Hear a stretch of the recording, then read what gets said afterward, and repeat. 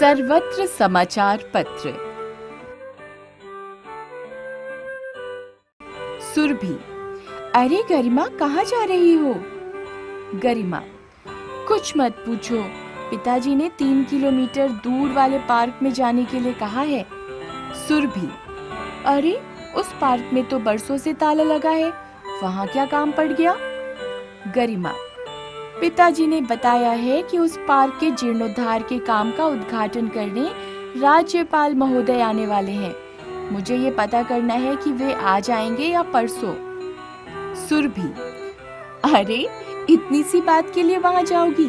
भीतर आओ, हमारा समाचार पत्र आ चुका है, उसमें आज के कार्यक्रम शीर्षक में पता चल जाएगा।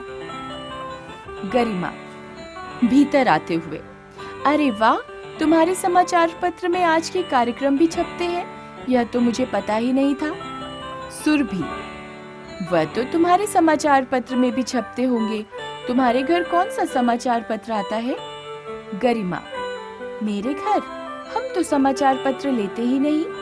सुरभि, क्या बात कर रही हो, तुम्हारे यहाँ कोई समाचार पत्र नहीं आता? गरिमा, नहीं, पिताजी सुबह काम पर चले जाते हैं, इसलिए वे समाचार पत्र मंगवाते ही नहीं। सुरभि, तो उनसे कहकर अपने लिए मंगवाना शुरू कर दो, किसी दिन तुम भी अपनी कविता समाचार पत्र में छपवा पाओगी। गरिमा, क्या तुम्हारी कविता भी छपी हुई है समाचार पत्र में?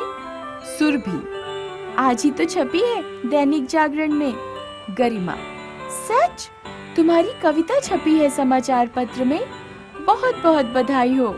सुरभि, धन्यवाद। गरिमा, मुझे किसी ने बताया था कि समाचार पत्र में प्रतियोगिताएं भी आती है, क्या ये सच है? सुरभि, हाँ, अभी अभी कहानी प्रतियोगिता, रंग भरो प्रतियोगिता, पहेली प्रतियोगिता, निबंध लिखो आदि कई प्रतियोगिताएं निकली हुई हैं। गरिमा, तब तो मैं कल से ही समाचार पत्र मंगवाना शुरू कर दूंगी। और क्या क्या होता है उसमें? सुरभि, उसमें तो अच्छी अच्छी कहानियाँ, विभिन्न जानकारियाँ तथा सुंदर सुंदर चित्र भी छपते हैं। गरिमा, दशहरा आने वाला है, उसके बारे में समाचार पत्र से क्या पता चला? सुरभि, यह तो उसमें कल ही बता दिया गया था कि इस बार हमारे शहर में 3 जगह रावण जलेगा। गरिमा, तब तो खेलों के बारे में भी समाचार पत्र से कुछ न कुछ पता चलता होगा। सुरभि, अरे आज ही तो छपा है कि हमारे स्कूल ने बैडमिंटन में प्रथम स्थान प्राप्त किया है। आज एक बात और भी पता चली है कि हमारी गली के पास एक नया ओवरब्रिज बनने वाला है। गरिमा, ये सारी बातें तुम्हें समाचार पत्र से पता चल गईं?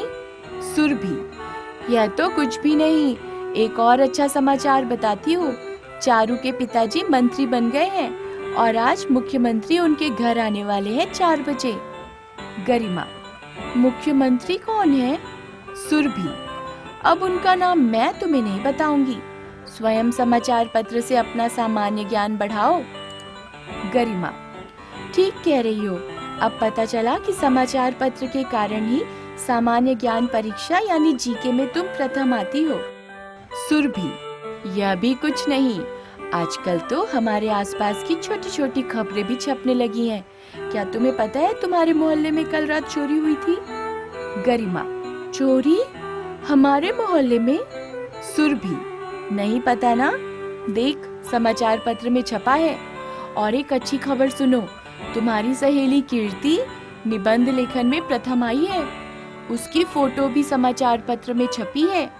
गरिमा, कमाल है, अभी अभी मेरी कीर्ति से बात हुई, उसने तो मुझे नहीं बताया। ये नहीं हो सकता कि वह प्रथम आए और मुझे ना बताए, तुम्हें भूल हुई होगी। सुरभि, अरे ये देख उसकी फोटो, लगता है उसके घर भी समाचार पत्र नहीं आता। वह अपनी यह सफलता कल स्कूल के पुस्तकालय में देखेगी। गरिमा, हाँ, ये हो सकता है, कमाल है, अभी तक कीर्ति को खबर नहीं और तुम्हें पहले पता चल गया। सुरभि, यही तो है समाचार पत्र का कमाल।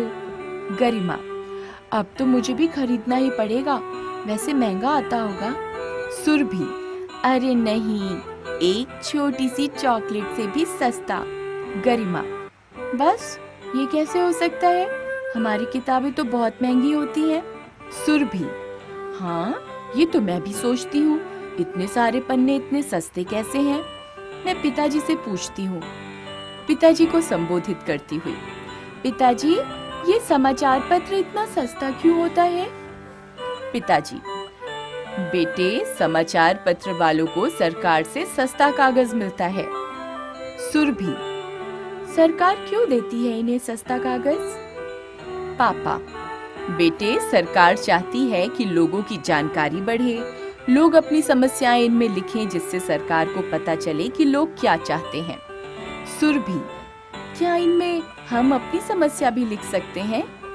पिताजी, हाँ बेटे तुम समस्या भी लिख सकते हो, कोई सुझाव भी लिख सकते हो, किसी की प्रशंसा या निंदा भी कर सकते हो। सुरभि, वह कैसे? पिताजी, तुम अपनी बात लिखो और संपादक के नाम पत्र डाल दो। यदि संपादक को तुम्हारी बात ठीक लगेगी तो वह तुम्हारे नाम से छप जाएगी। गरिमा, यह तो बहुत अच्छी बात है, परंतु अंकल समाचार पत्र वालों को इतना सस्ता समाचार पत्र बेचकर क्या मिलता होगा? उन्हें तो घाटा ही होता होगा। पिताजी, नहीं बेटी, समाचार पत्र वालों को विज्ञापनों से भी तो कमाई होती है। गरिमा, अंकल ये विज्ञापन वाले पैसे क्यों देते हैं? पिताजी, बेटे विज्ञापनों के कारण इनका सामान मशहूर होता है, इससे उनकी बिक्री बढ़ जाती है, ग्राहक बढ़ जाते हैं, ग्राहकों को भी नई नई दुकानों और चीजों का पता चलता है। सुरभि, फिर तो दोनों को ही लाभ होता है, बेचने वालों को भी और ग्राहकों को भी।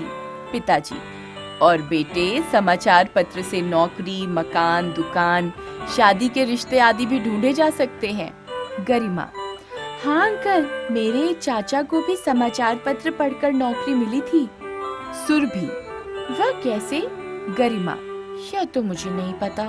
पिताजी, मैं समझाता हूँ। जैसे तुम्हारे स्कूल में एक हिंदी की अध्यापिका की जरूरत थी, उन्होंने समाचार पत्र में विज्ञापन छपवाया, हिंदी अध्यापिका चाहिए।